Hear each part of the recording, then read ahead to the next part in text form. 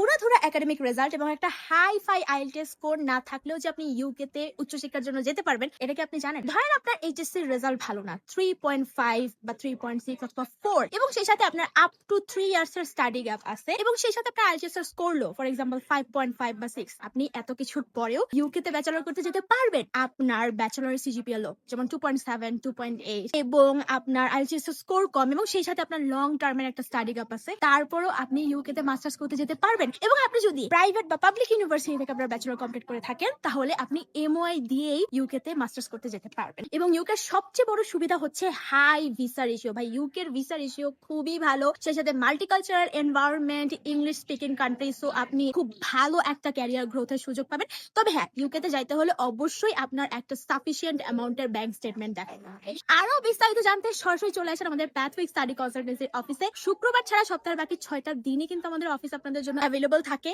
সরাসরি কথা বলতে পারবেন আমার সাথে, আমাদের এক্সপার্ট টিমের সাথে। এবং ইউকের ফাইল প্রসেসিং কিন্তু আমরা কমপ্লিটলি ফ্রিতে করি, কোনো ফাইল ওপেনিং চার্জ নাই, এবং আফটার ভিসাও কোনো সার্ভিস চার্জ নাই। তো আজই চলে আসুন আমাদের প্যাথওয়ে স্টাডি কনসালটেন্সির অফিসে এবং শুরু করুন আপনার ইউকের উচ্চশিক্ষার পথ চলা আমাদের সাথে।